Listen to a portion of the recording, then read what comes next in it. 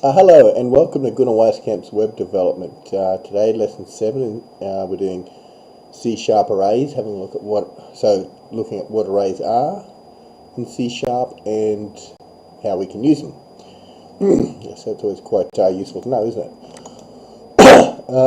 Today's application, we're using 2013. To create today's application, just open up Microsoft Visual Studio, go to New, Project shown here in A, then make sure this guy here is selected. We're going to create a console app because that's very useful to explain arrays. Just for reference, this is our framework that we're at. To create today's app, just follow those processes. Okay, let's get down to business. Let's grab a little bit of code.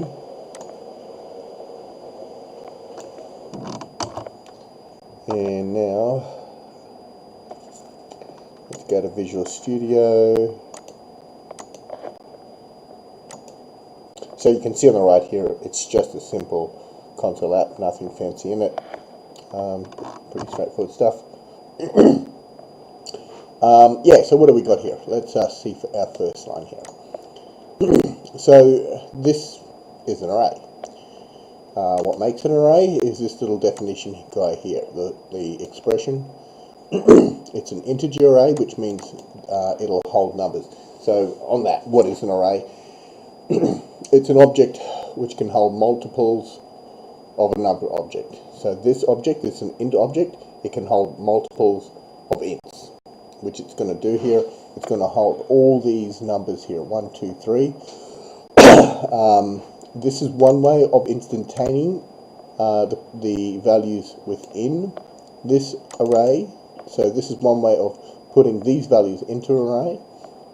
Here's another way of creating an array and then putting values into an array. So in this format, we're actually saying new int in the array structure. We're actually saying how many objects will be in the array, and we're saying 3 objects are going to be in the array.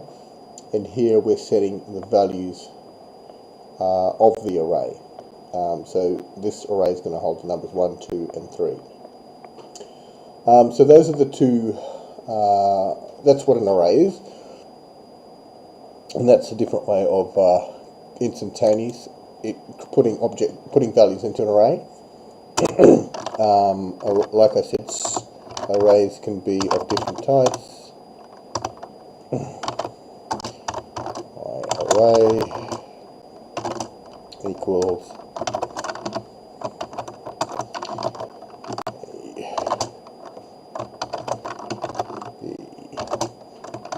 C.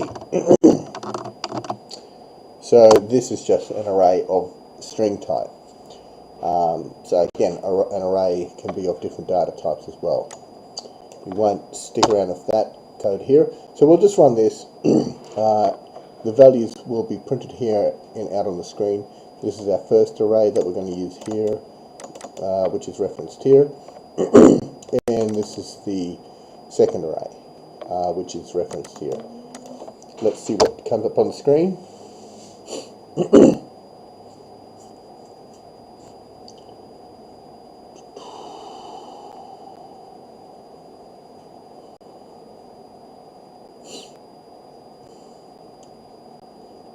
Here it comes. I hope so.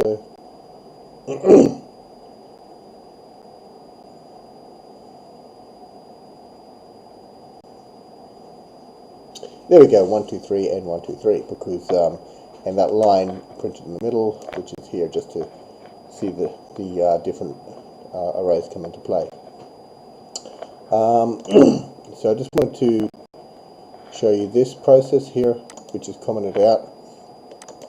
If we comment this, here we go, blue circle of death. Didn't like that. So if we just comment that out, and if we put this into play, we will, we will get an error. Because what's happening here, this number 2 can only hold 3 objects. So here we're setting the first all arrays start at 0. I must mention that. So here we're setting the first parameter to 1, which is correct. The second parameter is number 1, and that's being set to 2, and that's correct. This parameter, number 3, is being set to 3. This is incorrect because that means this array would have to have 4 elements. And so what you'll get here is an index out of array. In other words, you're saying this array holds 4 places where we can put information, where actually it only holds 3. So that's why this will work, because we've got the 2 in there, and this won't work. So we'll get an exception here.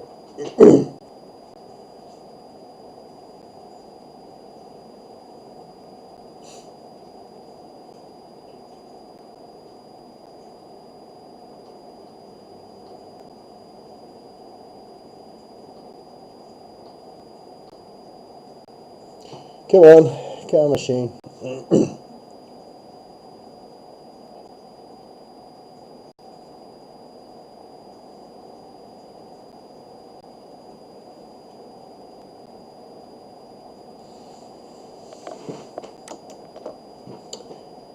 It's trying to do something. It's trying to resolve the exception that it's found, but it's not going to be able to do that.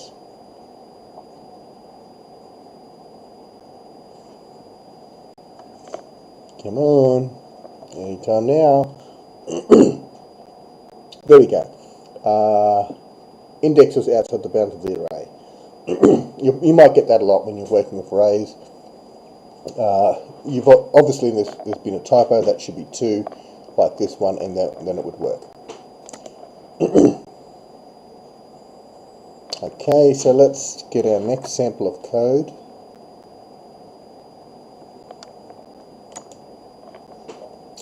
Which is this guy here. Let's get rid of this. Is that correct? Oh yeah, okay. Just got to make sure I'm pasting correctly. Right.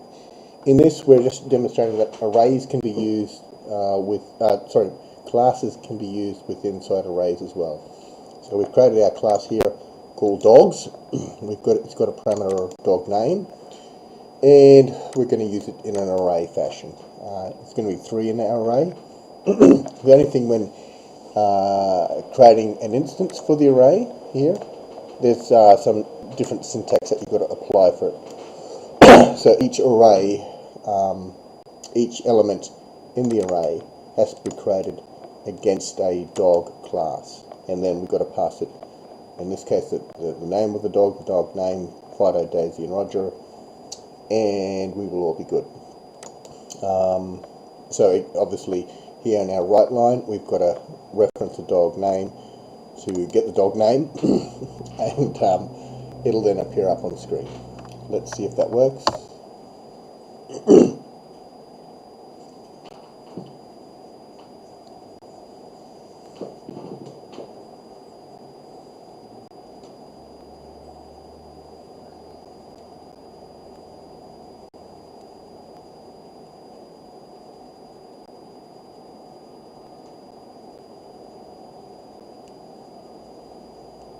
We should see Fido, Daisy and Roger up on the screen. Our 3 dogs, all happy and dancing, singing and dancing. Okay, so our last one. I'm not a big fan of this guy, and I don't like to be opinionated when it comes to coding, because there are so many different code can be used in so many different industries, so many different areas, that what is correct for one or not of use for one person might be of highly use in other circumstances. This is known as a multi-dimensional array, or also known as a jagged array. It means you can have a multi-dimensional array instead of having just 2 elements in this array. 0, 1, 2. No, yeah, 3. You have a multi-dimensional process here, and you can easily get these facets wrong when putting values here into your array. So they can be, the more dimensions you put in here, you can even go into a new universe, I believe. Can you do that? Yes, you can do that. And so you can create many facets, many different dimensions of your actual array. And so now when you're putting values in your array, you've got to then reference them slightly differently. We've got two ones here, so it'll be 0, 0 equals, that's the value for that dimension of the array. Then you reference that one to that value in that array, and so forth and so forth.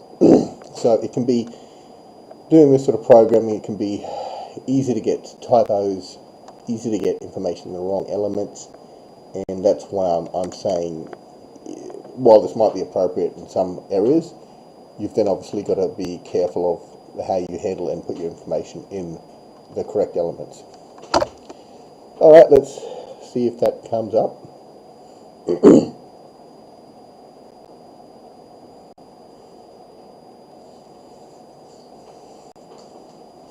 The array is quite primitive C# terminology and technology, or technology. It's largely been replaced by the list object, which I will try to bring to you quite soon. So there we have our 1, 2, 3 come up. Quite simple stuff. Yes, so as mentioned, arrays have been largely replaced by the list object, but I think it's good to have some grounding in this area, but I'll be trying to bring more about the list object in later tutorials. Okay, so I hope that was helpful to you. Please subscribe to my YouTube channel or visit my website there, gunnerweiskamp.com. Alright, thanks for your time.